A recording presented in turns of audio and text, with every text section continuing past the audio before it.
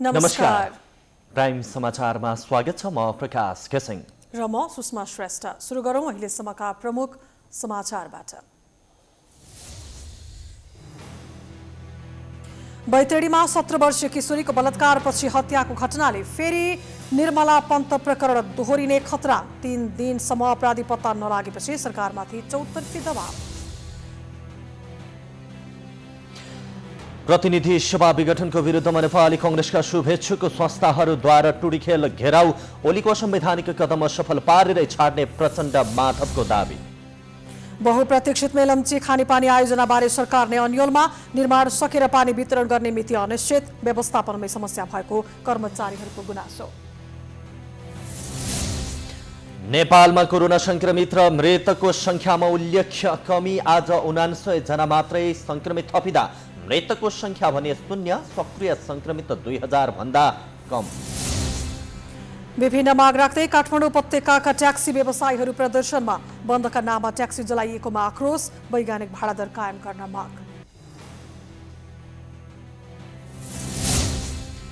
सैन्यको विरुद्ध बढ्दै गएपछि म्यानमारका सैन्य शासकहरूद्वारा इन्टरनेट सेवा बन्द।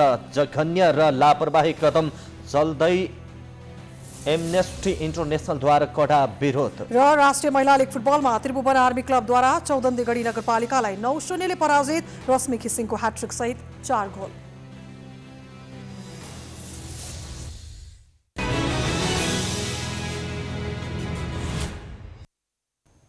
अब समाचार विस्तारमा। सामाजिक विकृतिको नमुना पटक पटक देखिने गरेको छ। बैतडीमा 17 वर्षीय किशोरीको बलात्कारपछि हत्याको घटनाले फेरि पनि निर्मला पन्त प्रकरण दोहोरिएको छ। 3 दिन बितिसक्दा पनि भागरथी भट्टको बलात्कारपछि हत्या गर्ने अपराधी पत्ता लाग्न भने सकेको छैन। सरकारलाई भने अपराधी पत्ता लगाउन चौतर्फी दबाव सृजना भएको छ। बैतडीको दोक डाकेदार गाउँपालिका 7 की 17 वर्षीय किशोरी भागरथी भट्टको हत्यामा संलग्नको प्रहरीले अझै पहिचान गर्न सकेको छैन। हत्या भएको 2 दिन बितिसक्दा समेत हत्यामा संलग्नको पहिचान हुन नसकेको हो। सनातन धर्म माविक खोजलेखमा कक्षा 12मा अध्ययनरत भागरथी बुधबारबाट हराइरहेकोमा बिहिबार मृत फेला परेकी थिइन्। भागरथीको परिवारले भने बलात्कारपछि हत्या भएको हुन सक्ने बताउँदै आएको छ। यता भागरथीको हत्यामा संलग्नहरू पहिचान गरी कारबाहीको माग गर्दै जिल्लाका विभिन्न ठाउँहरूमा आन्दोलन भइरहेको छ। दोक डाकेदारको खोजलेक बजारमा स्थानीय र सनातन धर्म माविका विद्यार्थीहरूले शुक्रबारदेखि नै प्रदर्शन जारी राखेका छन्। मृतक भागरथीका तस्बिर अङ्कित प्लेकार्ड बोकेर विद्यार्थीहरूले प्रदर्शन गरिरहेका हुन्। भागरथीको न्याय दे, हत्यारालाई फाँसी दे लगायतका नाराहरू लगाएर विद्यार्थीहरू प्रदर्शनमा उत्रेका हुन्। हत्यापछि गाउँ नै शोकमा डुबेको छ। नेपाल कम्युनिस्ट पार्टी प्रचण्ड माधव समूहका अध्यक्षद्वय पुष्पकमल दाहाल र माधव कुमार नेपालले संयुक्त विज्ञप्ति जारी गर्दै हत्यारालाई कारबाही गर्न माग गरेका छन्। भागरथी भट्टको बलात्कारपछि हत्या भएको घटनाले स्तब्ध र मर्माहत भएको उल्लेख गर्दै अध्यक्षद्वयले पाशविक र अमानवीय कुकृत्यको संज्ञा दिँदै घोर भत्सना गरेका छन्। विज्ञप्तिमा भनिएको छ, 1.5 वर्ष अघि निर्मला पन्तको हत्या र त्यसमा न्याय नपाएको अवस्थाले सिर्जना गरेको आम जनताको आक्रोश सिलाउन नपाउँदै बैतडीमा घटेको समान प्रकृतिको घटनाले आम नागरिकलाई शान्ति सुरक्षा दिन राज्य संयन्त्र असफल भएको तथ्यलाई नै प्रमाणित गरेको छ। विगतमा निर्मला पन्तको अनुसन्धान जस्तै यो घटनामा गैर जिम्मेवार नबन्न सरकारसँग आग्रह गर्दै प्रचण्ड र माधवले सत्य तथ्य सार्वजनिक गरी दोषीमाथि कडा कारबाही गर्न माग गरेका छन्। शनिबार नै नेपाली कांग्रेसका सभापति शेरबहादुर देउवाले पनि बैतडीमा किशोरीको बलात्कारपछि हत्या गर्ने अपराधी तत्काल पत्ता लगाई कडा कारबाही गर्न सरकारसँग माग गरेका छन्।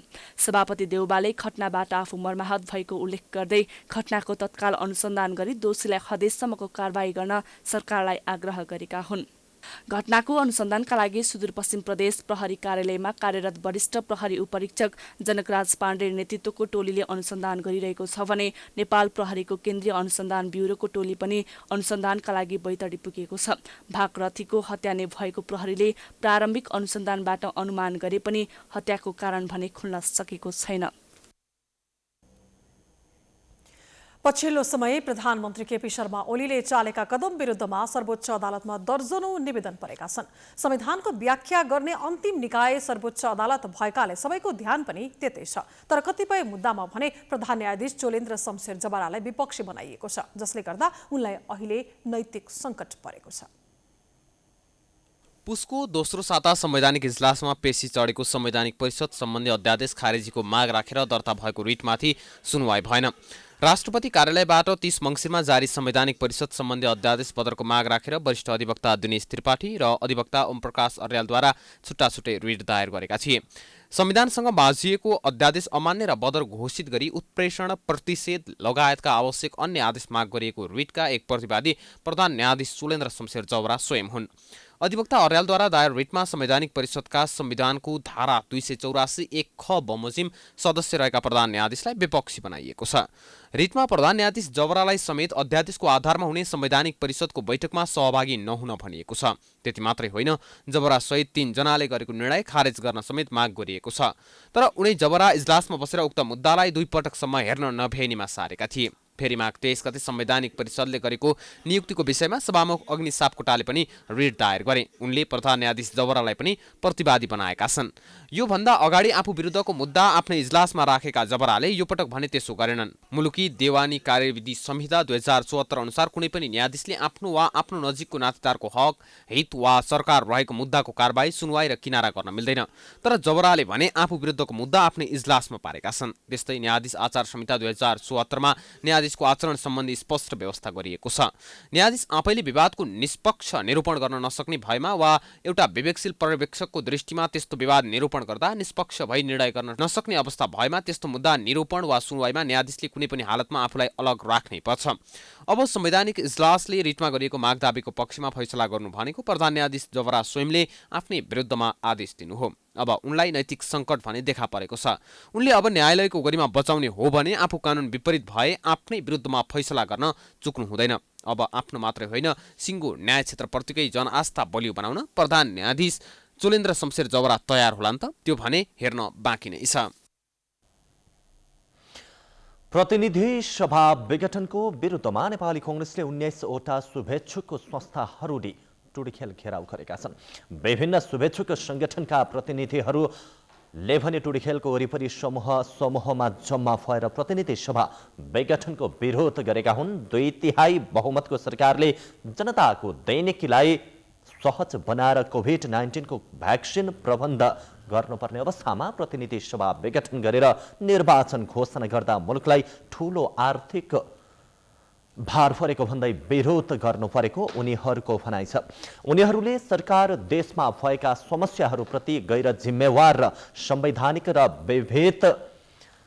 विधिको शासनप्रति संवेदनशील र उत्तरदायी नभएको आरोप पनि लगाएका छन्। कांग्रेसका शुभेच्छुक संस्थाहरूले पार्टीभित्रको आन्तरिक झगडाका कारण प्रतिनिधि सभा विघटन गर्नुलाई भर्सना गर्दै जनताको सर्वोत्तम हितको रक्षा, संवैधानिक सर्वोच्चता, विधिको शासन, मानव अधिकारको रक्षा र स्वतन्त्र न्यायपालिकाको रक्षाका लागि सबैसँग अपिल गरेको छ। कांग्रेसको तेस्रो चरणको आन्दोलनका कार्यक्रम अन्तर्गत शुभेच्छुक संस्थाहरूले काठमाडौँ उपत्यका सहित 77 वटै जिल्लामा विरोध प्रदर्शन समेत गरेका छन्। यसअघि कांग्रेसका भाद्री संगठनहरूले प्रतिनिधि सभा विघटनको विरोधमा माघ 19 गते देशैभरि विरोध प्रदर्शन भने गरेका थिए।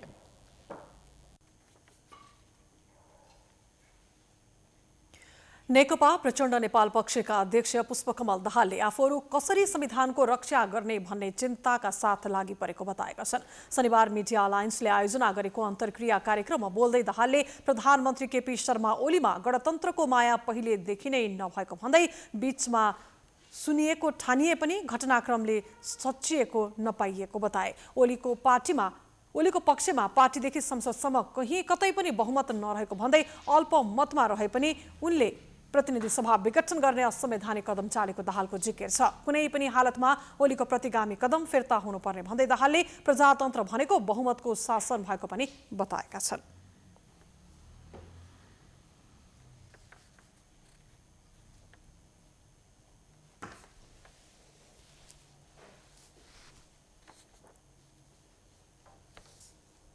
सुनवाई समितिको सुनवाई गर्नुपर्ने परम्परा चाहिँ नजिरहरू छ, त्यो केही पनि नचाहिने अनि एउटा जङ्गली राज्यमा भने के भने त अनि तपाईँहरू सिस्टमको कुरा गरेर र हामीले सिस्टमको कुरा गरेर हुन्छ सिस्टम? त्यहाँनिर सिस्टम हुन्छ भन्नुहोस् त? कसरी सिस्टम? सिस्टम त माथि नै प्रभावहरूमा त हाम्रो चिन्ता हो। दाहालले पार्टीभित्रको विवादको विषयमा श्वेत पत्र जारी गर्ने बताउँदै यसका लागि छलफल भइरहेको पनि जानकारी दिएका छन्। त्यसैगरी संसद विघटन विरुद्ध संयुक्त आन्दोलन गर्न अन्य दलहरूसँग छलफल भइरहेको दाहालको भनाइ छ। कार्यक्रममा अर्का अध्यक्ष माधव कुमार नेपालले प्रधानमन्त्री केपी शर्मा ओली प्रशंसाको भोको रहेको र कसैले आलोचना गर्ने बित्तिकै उनी आक्रोशित हुने गरेको पनि बताएका छन्। आफूहरूले ओलीको आलोचना गरेको नभई प्रतिगामी कदम र प्रवृत्तिको विरोध गरेको नेपालको भनाइ छ। प्रजातन्त्र र लोकतन्त्र नै खतरामा पर्ने अवस्था आएपछि आफूहरूले त्यसको रक्षाका लागि अग्रसरता लिएको पनि नेपालले बताएका छन्। हामी अहिले पार्टीभित्रको डेमोक्रेटाइजेसनको पक्षमा छौँ, हामी राज्यको डेमोक्रेटाइजेसनको पक्षमा छौँ, हामी सोसाइटी समाजको डेमोक्रेटाइजेसनको पक्षमा छौँ। सबै खालका अटोक्रेटिक प्रवृत्तिहरू निरङ्कुश प्रवृत्तिका विरुद्धमा छौँ र त्यो प्रवृत्तिसँग लडिरहेका छौँ, व्यक्तिसँग होइन। आफूहरू सबै किसिमका निरङ्कुशताको विरुद्ध रहेको बताउँदै नेपालले आत्मप्रशंसामा रमाउने बानीले ओलीलाई बिगार्दै लगेको पनि बताएका छन्। पार्टीमा हाल कायम रहेको 433 मध्ये 288 जना केन्द्रीय सदस्य आफूहरूको पक्षमा रहेको भन्दै आधिकारिक पार्टी आफूहरू रहेको नेपालले बताएका छन्। पुस 5 मा प्रतिनिधि सभा विघटन भएपछि त्यस विरुद्ध नेकपाकै प्रचण्ड माधव समूह प्रमुख प्रतिपक्ष दल नेपाली कांग्रेस जनता समाजवादी पार्टी लगायतका दलहरू आन्दोलनमा छन्। सबैको आन्दोलन संसद विघटन विरुद्ध नै हो, तर एउटै विषय विरुद्धको आन्दोलनमा पनि दलहरू एकसाथ जान सकेका छैनन्, जसले गर्दा आन्दोलन नै फितलो हुने देखिएको छ। नेकपाको प्रचण्ड माधव समूह संसद विघटन पश्चात नै निरन्तर आन्दोलनमा छ। उसले अन्य आन्दोलनरत दल तथा समूहसँग संयुक्त आन्दोलन गर्नुपर्नेमा जोड दिँदै आएको छ। प्रचण्ड माधव समूहले संयुक्त आन्दोलनका लागि अन्य दलहरूसँग प्रस्ताव मात्रै होइन, धेरै नै प्रयास गरिसकेको छ, तर दलहरू यो समूहसँग सहकार्य गरेर अघि बढ्न तयार छैनन्। प्रचण्ड माधव समूहका अध्यक्ष पुष्पकमल दाहालले संयुक्त आन्दोलनको प्रयास भइरहेको बताउने गरेका छन्।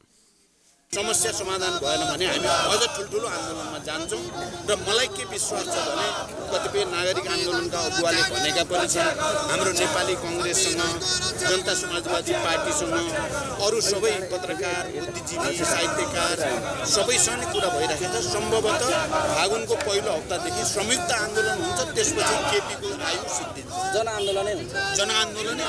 यदि केपीले पश्चाताप गरेर पछि नहट्नु भने ठुलो जनआन्दोलन हुन्छ, यो अहिलेसम्मकै ठुलो हुन्छ र त्यसले चाहिँ सबै लोकतन्त्र विरोधी निरङ्कुशताका पक्षपातीहरूलाई बढार्छ भन्ने मेरो विश्वास। प्रचण्ड माधव समूहले संसद विघटन लगत्तै नेपाली कांग्रेससँग आन्दोलनमा सहकार्य गर्न पटक पटक प्रस्ताव गरेको छ, तर कांग्रेसले मानेको छैन। प्रचण्ड माधव समूह सडकबाटै संसद बिउताउनुपर्छ भन्ने सम्मको मान्यतामा छ भने कांग्रेसले त्यस सम्बन्धी मुद्दा सर्वोच्च अदालतमा विचाराधीन रहेको भन्दै नरम नीति लिएको छ। कांग्रेसले प्रतिनिधि सभा विघटनलाई असंवैधानिक भने पनि पुनर्स्थापना भन्दा चुनाव भएमा बढी फाइदा पुग्ने हिसाब निकालेको छ। संसद विघटन हुनुमा प्रधानमन्त्री केपी ओली मात्र नभई प्रचण्ड माधव समूह पनि दोषी रहेकाले सहकार्य गर्न नसकिने कांग्रेसको तर्क छ। संयुक्त आन्दोलन हुन किन सक्दैन भने पहिलो कुरा त उहाँहरू एउटै पार्टी हुनुहुन्छ, उहाँहरूको बिचमा मतभेद छ, तर पार्टी एउटै छ। कोसँग हामीले संयुक्त आन्दोलन गर्ने? त्यस हुनाले हामीले आफ्नो तरिकाबाट विरोध गरिरहेका छौँ, उहाँहरूले आफ्नो तरिकाबाट विरोध गरिरहनु भएको छ। त्यो एकै ठाउँमा उभिँदैमा त्यसको चाहिँ के फरक पर्छ? एकै ठाउँमा उभिनुपर्ने आवश्यकता के छ? त्यस हुनाले संयुक्त आन्दोलनमा हामी जाँदैनौँ, त्यसको आवश्यकता छैन। अहिले हामी चाहिँ अब आफ्नो हिसाबले विरोधका कार्यक्रम राखेका छौँ र सर्वोच्च अदालतले जे निर्णय दिन्छ त्यसपछि फ्युचर कोर्स कसरी जाने त्यसपछि हामी तय गर्छौँ। प्रतिनिधि सभा विघटन भएपछि 3 दललाई एक ठाउँ ल्याउने कार्यमा काङ्ग्रेस नै अघि सरेको थियो। प्रतिनिधि सभा विघटनकै दिन 3 दलका नेताको आकस्मिक बैठक समेत बसेको थियो। बैठकमा विघटनको विरुद्धमा संयुक्त प्रतिवाद गर्न साझा धारणा तय गर्ने अनौपचारिक सहमति बनेको थियो। त्यसपछि पार्टीगत छलफल गरेर अगाडि बढ्ने निष्कर्ष उक्त बैठकको थियो।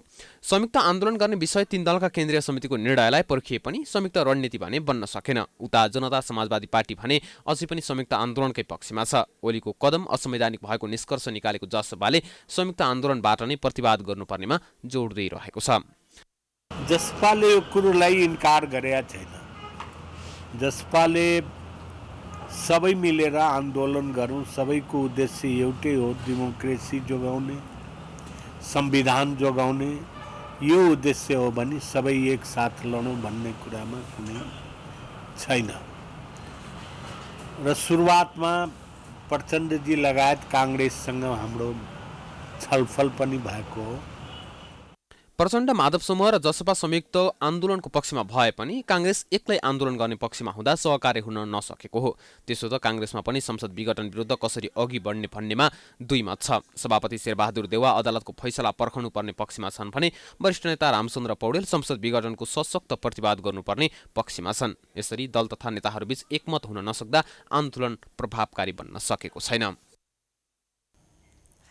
प्रतिनिधि सभा विघटनको विरोधमा बृहत नागरिक आन्दोलन समूहले शनिबार पनि काठमाडौँमा प्रदर्शन गरेको छ। शनिबार काठमाडौँको माइतीघरमा समूहले गरेको प्रदर्शनमा चिकित्सा शिक्षा सुधार अभियन्ता डाक्टर गोविन्द केसी सहितका अगुवाहरूको सहभागिता थियो। प्रदर्शनमा सहभागीहरूले संवैधानिक सर्वोच्चता कायम गर, संवैधानिक निकायको कब्जा बन्द गर, असंवैधानिक नियुक्ति खारेज गर, नागरिक अघि बढ्दैछ, सर्वसत्तावाद ढल्दैछ, ओली सरकारको स्वेच्छाचारी कदमको अवज्ञा गरौं लेखिएको प्लेकार्ड बोकेका थिए। प्रधानमन्त्री केपी शर्मा ओलीले गत पुस 5 गते प्रतिनिधि सभा भङ्ग गरेपछि समूहले निरन्तर रूपमा विरोधका कार्यक्रमहरू गर्दै आएका छन्। ओलीको कदम प्रतिगमन भएको भन्दै नसचिएसम्म प्रदर्शनलाई जारी राख्ने प्रदर्शनका सहभागीहरूले बताएका छन्।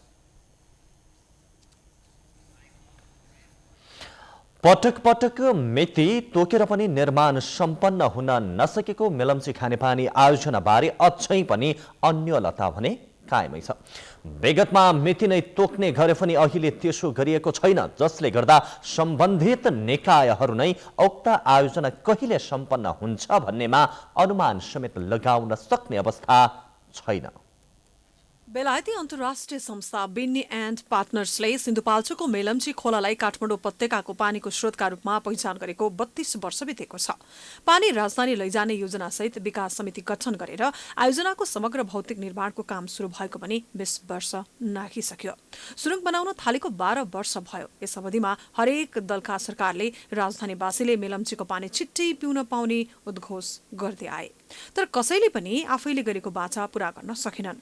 निर्माण कार्य अन्तिम चरणमा पुगेको भनिएको पनि महिनौ बितिसक्यो, तर अब कहिले निर्माण सकेर पानी घर घरमा वितरण हुन्छ भन्ने अन्यल झन बढ्दै गएको छ। खानेपानी तथा सरसफाई मन्त्रालयका सचिव माधव बेलवासी नै मेलम्ची आयोजनाबारे यस्तो प्रतिक्रिया दिन्छन्। मेलम्ची आयोजना अत्यन्त महत्त्वकांक्षी आयोजना थियो र छ। र यो आयोजना जुन बेला हामीले सुरु गर्यौँ त्यो कन्टेक्स्टमा हेर्ने हो भनेदेखि अत्यन्त जटिल, प्राविधिक रूपले जटिल, प्लस चाहिँ विभिन्न समय लाग्ने प्रोजेक्टको साथै हाम्रो व्यवस्थापनको हिसाबले पनि चाहिँ जटिल आयोजना भएको कारणले गर्दाखेरि चाहिँ गम्भीर अवस्था हो। मन्त्रालय अन्तर्गतका निकायका कर्मचारीहरू भने व्यवस्थापकीय कमजोरीका कारण आयोजना निर्माणमा ढिलाइ भएको बताउँछन्। विगत 12 वर्षदेखि सैद्धान्तिक तथा नीतिगत अस्पष्टता र संरचनागत जटिलता जस्ता समस्या समाधान नभएको कर्मचारीहरूको भनाइ छ। व्यवस्थापनको लागि नीति निर्माण गरी कार्यान्वयन गराउन सहजीकरण गर्ने। 7.2 कार्य जनशक्ति र कम्पनीको क्षमता विकासका लागि सृजनात्मक क्रियाकलापहरू सञ्चालन गर्ने गराउने। 7.3 कम्पनीको उद्देश्य र लक्ष्य प्राप्तिका लागि व्यवस्थापनलाई सुझाव सल्लाह दिने र खबरदारी गर्ने। निष्कर्ष कम्पनी सञ्चालनमा देखिएका संरचनागत सैद्धान्तिक व्यवस्थापकीय नीतिगत चुनौतीहरूको समाधान गरी कम्पनीलाई दिशानिर्देश गर्न आवश्यक छ। आकर्षक एवं प्रभावकारी कम्पनीमा रूपान्तरण गर्न स्पष्ट नीति निर्माण, नियन्त्रण, निर्देशन र जनशक्तिको महत्त्वपूर्ण योगदान हुने भएकोले काम गर्ने व्यक्तिको कार्यशैलीबाट क्षमता निर्धारण हुने भएकोले पहिले यसलाई सुधार गर्न आवश्यक रहेको कतिपयको भनाइ छ। हरेक हिसाबले चाहिँ सञ्चालनलाई योग्य भएर बस्नुपर्ने अवस्था देखिन्छ। संस्थागत तथा सामूहिक कार्यभावनाको विकास गर्ने, अब यी जति नै कुराहरू भने पनि तपाईँको चाहिँ नि मुख्य कुरा भनेको काम गर्ने व्यक्तिहरू, बसेका व्यक्तिहरूको कार्यशैली, क्षमता, त्यहाँभित्रको वर्क कल्चरमा, त्यहाँभित्रको अर्गनाइजेसन बिहेभियरको कल्चरमा चाहिँ निर्धारण हुने भएकोले पहिलो सुधारको केन्द्र त्यहाँ बनाइनुपर्छ। उहाँहरूको चाहिँ आवश्यक माग समस्याहरूको पहिचान पनि गर्ने, सम्बोधन पनि गर्ने र त्यही जनशक्ति नै त्यहाँको लागि विज्ञ टिम हो, त्यहाँको लागि एक्सपर्ट हो, उनीहरूबाट नै रिजल्ट लिनुपर्छ भन्ने हिसाबले उनीहरूलाई चाहिँ सशक्त किसिमले मोबिलाइज गर्ने एउटा खालको चाहिँ अवधारणालाई विकास गरियो भनेदेखि कलेक्टिभ हिसाबले हाम्रो सामूहिक पहलबाट मात्रै हामीले यो खानेपानीको क्षेत्रको समस्यालाई चाहिँ समाधान गर्न सक्छौँ। आयोजनामा करिब 31 अर्ब रुपैयाँ लगानी भइसकेको छ। यसको अनुमानित खर्च करिब 32 करोड अमेरिकी डलर अर्थात् 35 अर्ब नेपाली रुपैयाँ रहेको छ। तथा निर्माण व्यवसायबाटै हामीले चाहिँ उसको अनुभवको आधारमा यो 170 MLD को पानी प्रशोधन केन्द्र सञ्चालनका लागि चाहिने आवश्यक जनशक्ति विवरण मागेका थियौँ। यसका आधारमा तयार गरिएको हो। यसमा मेन की एक्सपर्ट भनेको करिब 4 जना प्लान्ट म्यानेजर, इलेक्ट्रिकल, इन्स्ट्रुमेन्टेसन र प्रोसेस इन्जिनियर समेत गरी, त्यसै गरी अब यो 24 आवर चल्ने भएको हुनाले 3 शिफ्टमा चलाउनलाई हामीले plant operator, safety assistant, filter reporter चाहिँ करिब एक जना हिसाब गर्ने भने एकजना स्पेयर राख्ने गरी 4 जनाको हिसाबले 4 त्यहाँ 12 र एउटा इलेक्ट्रिसियन गरेर 13 जनाको हिसाब गरेका छौँ। त्यसै गरी हेल्पर भनेर हामीले किचनमा सहयोगी, गार्डनिङ, क्लिनिङमा 3 शिफ्टमा काम गर्ने गरी 12 जना र सेक्युरिटी गार्ड 16 जनाको हिसाब गरिएको छ। यो त्यहाँ तलपट्टि रिपिट भएकोमा चाहिँ मैले क्षमा प्रार्थी छु। दैनिक 17 करोड लिटर पानी सिन्धुपाल्चोकको मेलम्चीबाट राजधानी लैजाने भनेर सन् 1998 देखि आयोजना सुरु भएको थियो। यस अवधिमा अरबौं लिटर पानी मेलम्चीमा बग्यो। त्यससँगै आयोजना निर्माणका क्रममा अरबौं रुपैयाँ पनि सकियो, तर अहिलेसम्म योजना सम्पन्न भएको छैन। क्यामेरामा भास्कर भट्टाचार्यका साथमा लक्ष्मी विश्वकर्माको रिपोर्ट। समाचारको सिलसिला जारी नै छ। हामी विश्रामपछि आउँछौँ।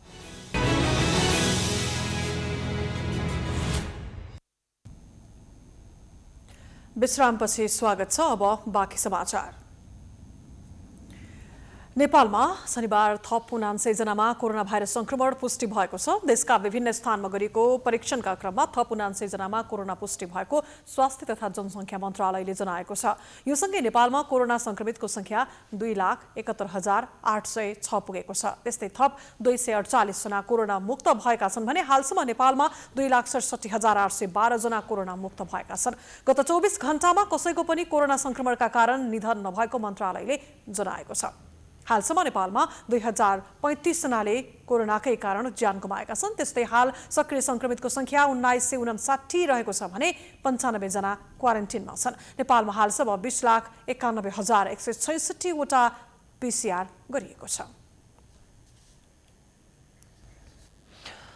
नेकपाको दुई समूह भाषणवादी र आरोप प्रत्यारोप बाहेक अरू केही जान्दैनन्, तर विरोधीलाई कटाक्ष गर्नकै लागि बोलेको कतिपय कुरा त यति तल्लो स्तर र तथ्यहीन हुन्छन् कि त्यस्ता अभिव्यक्तिले उनीहरूको ज्ञान, बुझाइ र भावना कुन तहको छ भनेर मूल्य बुझ्न समेत सकिन्छ।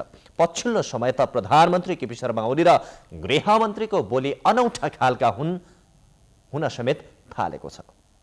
तलमा नेकपाको चरम विवादपछि अहिले दुई समूह बनेको छ। दुवै समूहका नेताहरू एक अर्का विरुद्ध शक्ति प्रदर्शन मात्रै होइन, तल्लो स्तरका गाली गलौजसम्म गर्न पछि पर्दैनन्। यस्तो प्रवृत्ति प्रधानमन्त्री केपी ओलीमा सबैभन्दा धेरै देखिन्छ। गाली गलौज मात्रै होइन, प्रधानमन्त्री ओली झुटो कुरा गरेर आफ्नै कार्यकर्तालाई भ्रम फैलाउन समेत पछि पर्दैनन्। त्यसको उदाहरण हो शुक्रबार आयोजित बृहत जनसभामा व्यक्त गरिएका विचारहरू। शुक्रबारको सभाको अघिल्लो दिन नेकपाकै प्रचण्ड माधव समूहले आम हडताल गरेको थियो। त्यही आम हडतालको आलोचना गर्ने क्रममा ओलीले तथ्यहीन आरोप लगाउन कंजुसी गर्नन्। आम हडतालका नाममा प्रचण्ड माधव समूहले जनतालाई दुःख दिएको भन्ने सम्म त सत्य नै हो, तर किसानले बेच्न राखेको तरकारी फालिदिएको आरोप पनि ओलीले लगाए।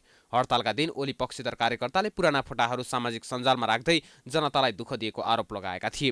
त्यही पुरानो फोटोको सहारा लिएर ओलीले पनि आरोप लगाएका हुन्। 2 वर्ष अघि सर्लाहीका किसानले उत्पादन गरेको तरकारी बिक्री नभएपछि सडकमा फालेका थिए। त्यही तस्बिरलाई आधार मानेर ओलीले आलोचना गर्न भ्याए। त्यति मात्रै होइन, भारतको तस्बिर समेत प्रचार गरिएको थियो। त्यसलाई समेत ओलीले पत्याएर प्रसङ्ग झिकेका थिए।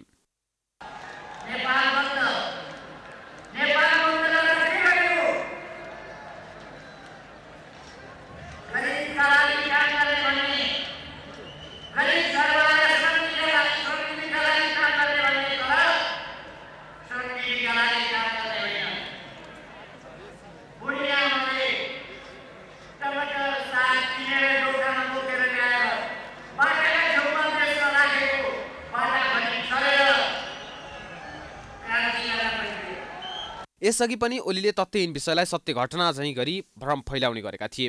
नेकपाकै अर्को समूहका नेता भीम रावलले बोल्दै नबोलेको कुरालाई पनि ओलीले पटक पटक कोट्याएका थिए। शुक्रबारको कार्यक्रमलाई सम्बोधन गरेका ओली क्याबिनेटका गृहमन्त्री रामबहादुर थापाले बोलेको केही कुरा अचम्म लाग्दथे। आफै गृहमन्त्री रहेका थापाले नेपालमा तेस्रो जनआन्दोलन सुरु भएको घोषणा गरे। समग्र जनताहरू गणतन्त्रको रक्षा, संविधानको रक्षाको निम्ति फेरि आन्दोलित भएका छन्। आज वस्तुतः फेरि एउटा नयाँ ऐतिहासिक जनआन्दोलनको थालनी भएको छ। आज यस प्राङ्गणमा लाखौँको सङ्ख्यामा जनताको यो उपस्थितिले फेरि नेपालमा अर्को तेस्रो ऐतिहासिक जनआन्दोलन सुरु भएको छ भन्ने यसले स्पष्ट गरेको छ।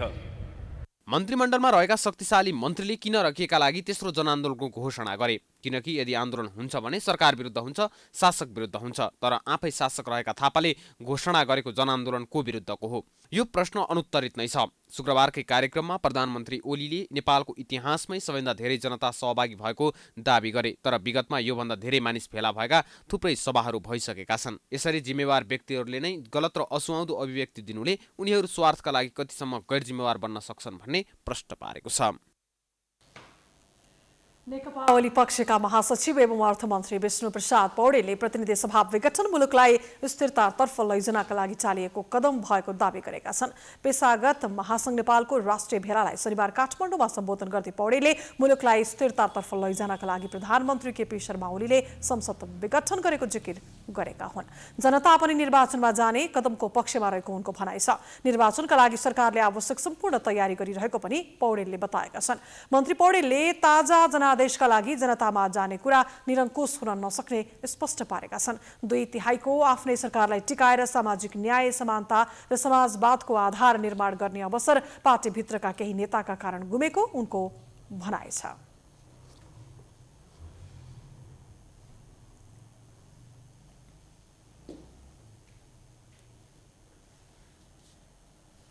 नेपाल कम्युनिस्ट पार्टीको बहुमतको सरकार, करिब 2/3 बहुमतको सरकारलाई पुरा अवधि टिकाएर जनताका राष्ट्रका पक्षमा राम्रा कामहरू, कृतिमान कामहरू गर्दै विकास, समृद्धि, सामाजिक न्याय र समाजवाद सुनिश्चित गर्ने, त्यसका निम्ति बलियो आधार निर्माण गर्ने एउटा अवसर थियो।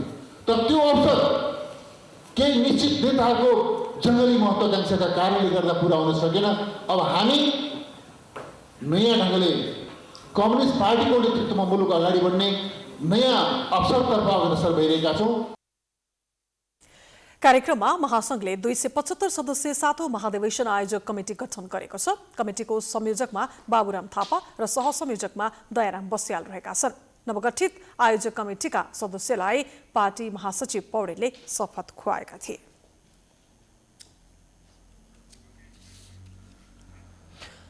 विभिन्न माग राख्दै काठमाडौँ उपत्यका ट्याक्सी व्यवसायीहरूले प्रदर्शन गरेका छन्। शनिबार उनीहरूले आफ्ना ट्याक्सी सहित प्रदर्शन गरेका हुन्। ट्याक्सी व्यवसायीहरूले काठमाडौँ उपत्यकाका विभिन्न स्थानबाट ट्याक्सी सहित माइती घरमा भेला भएका थिए।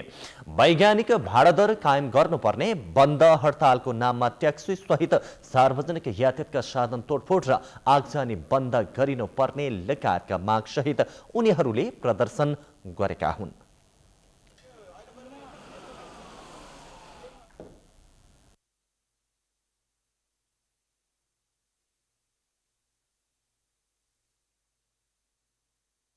हामीले लगानी गरेका बन्दको दिन चाहिँ बैंकको ब्याज र साउ तिर्छ भने हामी गाडी थन्काएर राख्छौँ, होइन भने हामी अब एकताबद्ध ट्याक्सी र्याली लिएर चाहिँ हामी देखाउनेछौँ। तपाईँहरूले साथ दिनुहोला।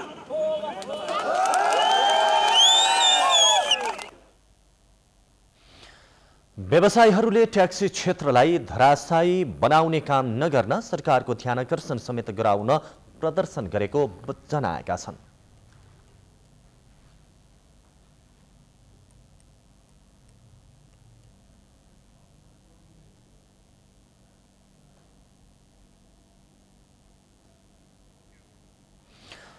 प्रदर्शनमा सहभागी ट्याक्सी चालकहरूले ट्याक्सी क्षेत्रलाई धराशायी बनाउने अवैध गतिविधि बन्द गर, राजनीतिक हस्तक्षेप बन्द गर, ट्याक्सी व्यवसायको लगानी सुरक्षित गर लगायतका नारा लेखिएका प्लेकार्ड बोकेका थिए।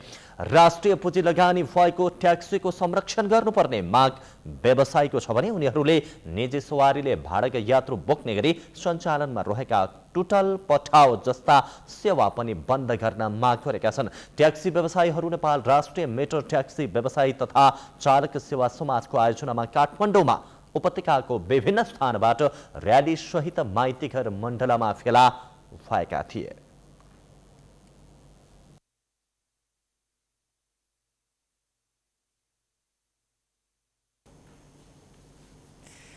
भूमि व्यवस्था सहकारी तथा गरिबी निवारण मन्त्री डाक्टर शिवमाया तुम्बाहाङ फेले भूमिहीनलाई जग्गा धनी पूर्जा वितरणमा 1 इन्च पनि तलमाथि भए दोषीलाई कारबाही गर्ने चेतावनी दिनुभएको छ।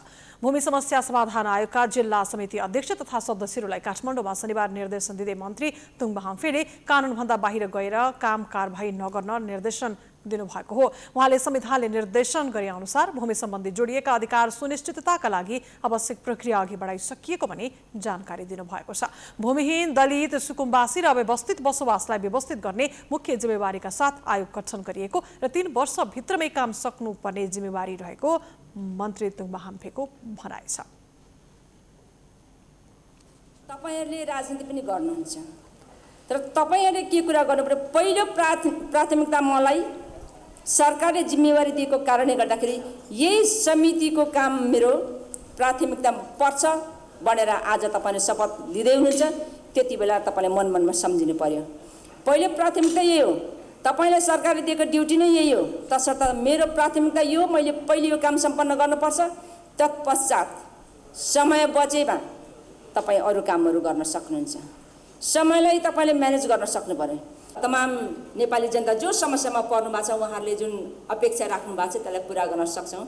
त्यसैले तपाईँले समयलाई पनि व्यवस्थापन गरेर अगाडि बढ्नुहोस्। आयोगको समय 1 वर्ष बितिसकेकाले अब 2 वर्ष बाँकी छ। यो अवधिमा सरकारले आयोगका अध्यक्ष र सदस्य तथा जिल्ला समितिसँग धेरै आशा र भरोसा राखेको भन्दै तोकिएको जिम्मेवारी पूरा गर्न निर्देशन पनि दिनुभएको छ। भूमिहीन, दलित, सुकुम्बासी र अव्यवस्थित बसोबासलाई व्यवस्थित गर्न सरकारले 2076 चैतमा उक्त आयोग गठन गरेको हो। सरकारले गएको माघ 15 गते आयोगको जिल्ला समिति अध्यक्ष र सदस्य नियुक्त गरेको थियो। सञ्चार तथा सूचना प्रविधि मन्त्री पार्वत गुरुङले विगत र वर्तमान समयमा पत्रकारिता क्षेत्रमा जन्मिएका समस्याका समाधान गर्न सधैँ तयार रहेको बताएका छन्। शनिबार नेपाल पत्रकार महासङ्घ काठमाडौँ जिल्ला शाखाको 22औं साधारण सभा उद्घाटन समारोहमा उनले आफ्नै पालामा दीर्घकालीन रूपमा पत्रकारको समस्याको समाधान गर्ने बताएका हुन्।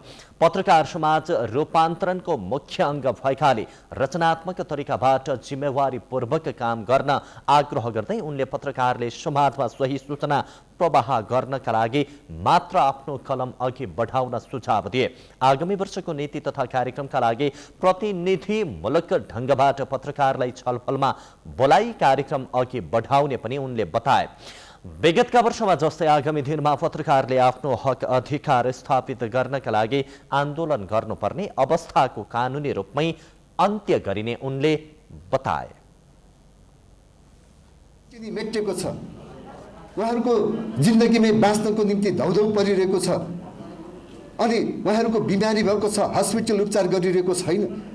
यस्तो परिस्थितिमा नेपाल सरकारले तपाईँहरूले त्यो प्रस्ताव ल्याउनुहोस्। मैले त्यो प्रस्ताव लिनुको निम्ति पनि आह्वान गर्न चाहन्छु। सञ्चार मन्त्रालयले त्यो प्रस्तावलाई सम्बन्धित अर्थ मन्त्रालय हो, सम्माननीय प्रधानमन्त्री केपी शर्मा ओलीलाई होस्, हामी उहाँहरूलाई समन्वय गरेर तुरुन्त त्यो कुरोको तपाईँहरूले ल्याएको प्रस्ताव हामी त्यसलाई सम्बोधन, यो आर्थिक वर्षको अहिले रनिङ आर्थिक वर्षमै पनि हामी त्यो कुरोको सम्बोधन गर्न नेपाल सरकार तयार छ।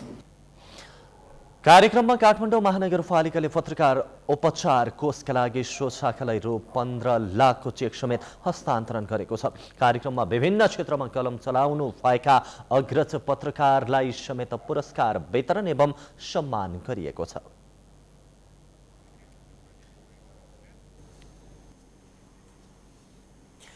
पछिल्लो समय धेरै युवाको एउटै गुनासो सुनिन्छ, देशमा भने जस्तो काम नै पाइएन।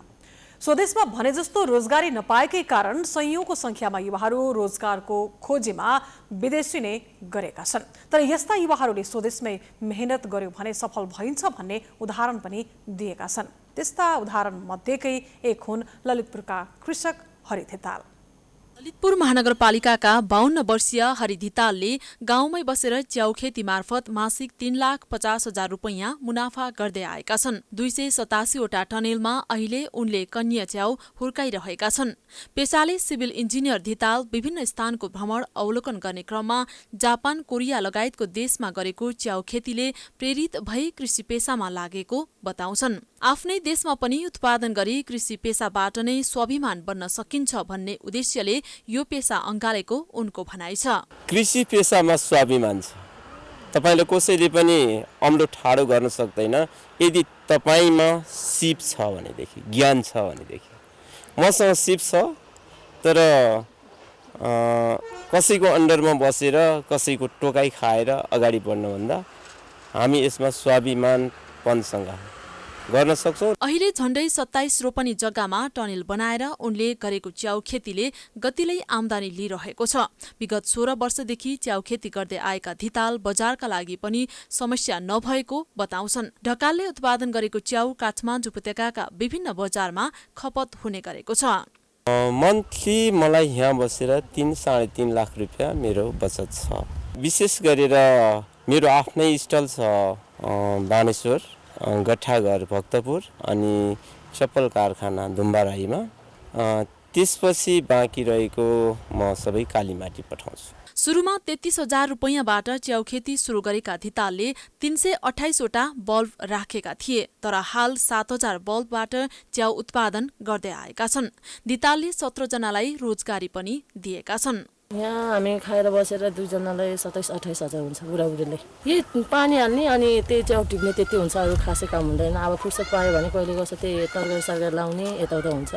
नेपालमा च्याउ खेती विक्रमसम्म 2031 सालमा कृषि विभाग अन्तर्गतको बाली रोग विज्ञान महाशाखा खुमलटार काठमाडौँबाट सुरु भएको थियो। त्यसबेला च्याउ खेतीबारे 4-5 जनालाई तालिम दिइएको थियो। यसरी 4-5 जनाबाट सुरु गरिएको च्याउ खेती हाल आएर अधिराज्यभर गर्न थालिएको छ।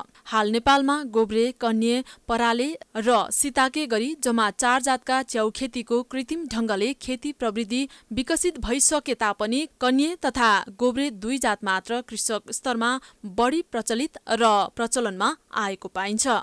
उत्पादनका हिसाबले वार्षिक करिब 3,000 देखि 3,500 मेट्रिक टन च्याउ उत्पादन हुने गरेको देखिन्छ। च्याउ उत्पादनको लागि च्याउको बिउ उत्पादन केही वर्ष अघिसम्म खुमलटारमा मात्र सीमित भएको थियो भने हाल आएर पोखरा, विराटनगर र धरानमा समेत यसको उत्पादन भइरहेको छ। काठमाडौँमा मात्र 6-7 वटा निजी स्तरका उत्पादकहरूबाट च्याउको बिउ उत्पादन भइरहेको छ। मोरङमा पछिल्लो समय मौरी पालन व्यवसाय गतिलो र भरपर्दो आमदानीको स्रोत बन्दै गएको छ। मोरङको उर्लाबारी, बेलबारी, लेटाङ लगायतको स्थानमा अहिले मौरी पालन व्यवसाय भने निकै फस्टाउँदै गएको हो। मौरीले विभिन्न पुष्परस सङ्कलन गरी बनाएको मह मानव स्वास्थ्यका लागि अति नै स्वस्थवर्धक र फलदायी हुने भएकाले बजारमा यसको माग बढेसँगै मोरङका कृषकहरूको यस व्यवसायप्रति आकर्षण बढ्दै गएको हो। 13 वर्षसम्म सामुदायिक र निजी विद्यालयमा शिक्षण पेसा अँगालेका मोरङ उर्लाबारीका दिपेन्द्र थापा सो पेसाबाट आर्थिक स्थितिमा सुधार आउने छाँटकाट नदेखेपछि पेसा बदलिएर मौरी पालन व्यवसायलाई अँगालेको बताउँछन्।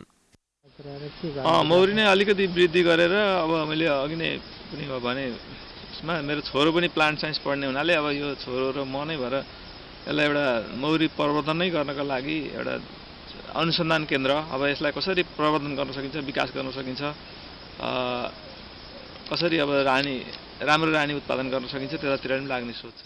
दिपेन्द्रले गरेको मौरी पालनबाट प्रेरित बनेका उनका छोरा चिराग थापा भविष्यमा बाबुले अपनाएको पेसा नै अँगालेर मौरी अनुसन्धान केन्द्र खोल्ने सोचका साथ यति बेला यसै विषयमा अध्ययन गरिरहेको बताए। र म चाहिँ कृषि अध्ययनरत विद्यार्थी। हामी चाहिँ घरबाटै मौरी पालिरहेका छौँ र करिब 8 वर्ष भइसक्यो र अब पढाइ पनि कृषितिरै हुने भएकोले अब चाहिँ यही कृषि नै मौरी पालेर अथवा अन्य केही कृषि नै गरेर नेपालमै बसेर केही गर्ने सोच जागर आइरहेको छ।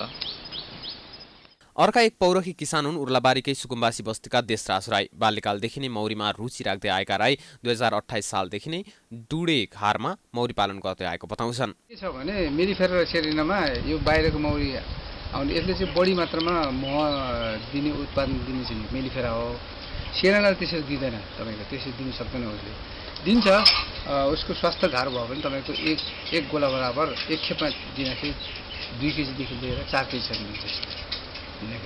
मेलिफेरामा त्यसको ठिक विपरीत 4 केजीदेखि लिएर 8 केजीसम्म दिन्छ। मौरी पालक महासंघ मोरङका अध्यक्ष समेत रहेका अर्का किसान बोधराज खतिवडाले जिल्लाभरका मौरी पालक किसानहरूको अवस्था विगतको तुलनामा सन्तोषजनक रहेको बताउँछन्।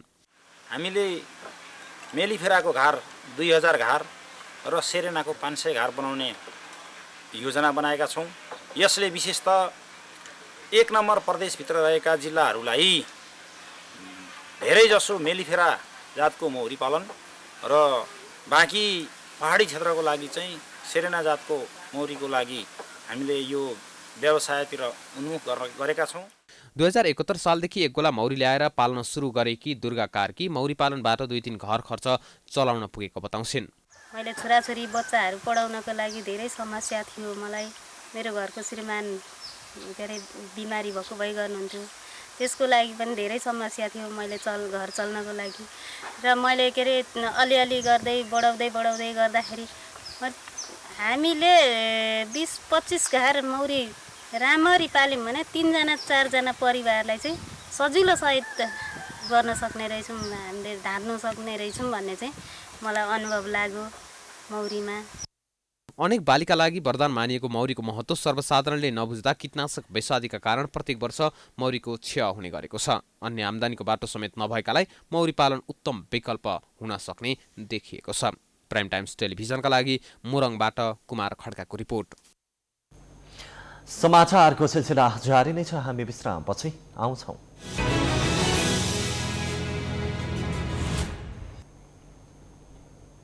विश्रामपछि स्वागत छ। अब अन्तर्राष्ट्रिय समाचार। म्यानमारका सैन्य शासकहरूले त्यहाँको इन्टरनेट सेवा बन्द गरेका छन्। सैनिकको विरोधमा हजारौं मानिसहरू प्रदर्शनमा निस्किन थालेपछि सेनाले इन्टरनेट सेवा बन्द गर्ने कदम चालेको हो। म्यानमारको मुख्य शहर यंगुनमा प्रदर्शनकारीहरू बढ्दै गएका छन्। उनीहरूले सैन्य शासन असफल हुने र लोकतन्त्रको जित हुने नाराबाजी गरेका छन्। हजारौंको संख्यामा परिचालन गरिएको प्रहरीले भने सडकहरू कब्जा जस्तै गरेको छ। नागरिक सभा संगठनहरूले सेनाको यस्तो कदमलाई चुनौती दिन इन्टरनेट प्रदायक र मोबाइल नेटवर्कलाई आग्रह गरेका छन्। त्यसैगरी मानवाधिकार समूह एमनेस्टी इन्टरनेशनलले इन्टरनेट बन्दलाई जघन्य र लापरवाह भनेको छ। त्यहाँको सेनाले एक दिन अघि सामाजिक सञ्जाल फेसबुक प्रयोगमा प्रतिबन्ध गरेको थियो। आङ सान सुकी सहितका जननिर्वाचित प्रतिनिधिहरूलाई सेनाले हिरासतमा राखेपछि म्यानमारमा विरोध बढ्दो छ। अब खेलकुद समाचार।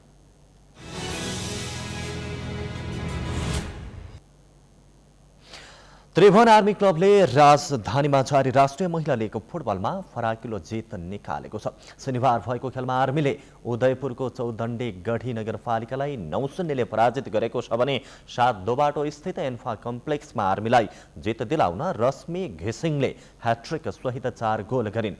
यस्तै शर्मिला थापाले 2 तथा भुजाङ राई र अञ्जली वाइबाले पनि 1-1 गोल गरे। आर्मीले भने 1 गोल आत्मघाती उपहार पाएको थियो। आर्मी विरुद्ध चौदण्डी गढीले भने 4 विदेशी खेलाडीलाई मैदान उतारेको थियो। चौदण्डीले भारत सिक्किमका गोलरक्षक देवशिखा सहित एन्जिला भुटिया, एमित लेप्चा र सुजता राईलाई मैदान उतारेको थियो। जससँगै आर्मीले 7 खेलमा 16 अङ्क जोडेको छ भने आर्मी दोस्रो स्थानमा रहेको छ। चौदण्डीको यो लगातार 7औं हार हो भने चौदण्डी अङ्क बेहिन रहँदै पुछारमा रहेको छ।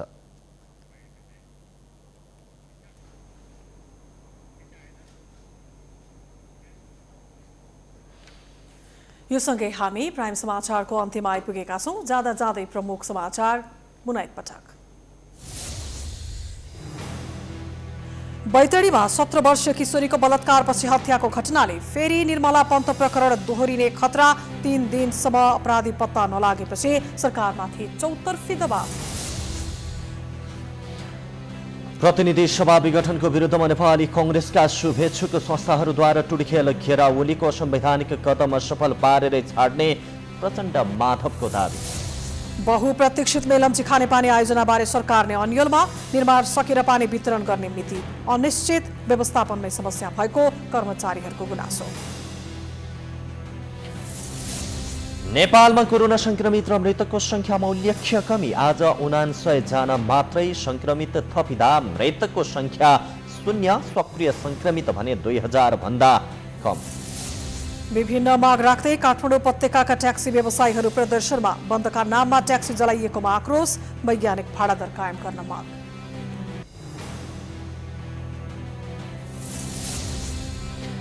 सैन्यको विरुद्ध विरोध बढ्दै गएपछि म्यानमारका सैन्य शासकहरूद्वारा इन्टरनेट सेवा बन्द। जघन्य र लापरवाही कदम चल्दै एमनेस्टी इन्टरनेसनलद्वारा कडा विरोध। र राष्ट्रिय महिला लीग फुटबलमा त्रिभुवन आर्मी क्लबद्वारा चौदण्डीगढी नगरपालिकालाई 9-0 ले पराजित। रश्मि घिसिङको ह्याट्रिक सहित 4 गोल। प्राइम समाचार अहिलेलाई सक्यो। यसपछिको कार्यक्रम जनता जान्न चाहन्छन् ऋषि धुमलाको साथमा। हेर्दै गर्नुहोला प्राइम टाइम्स टेलिभिजन। नमस्कार।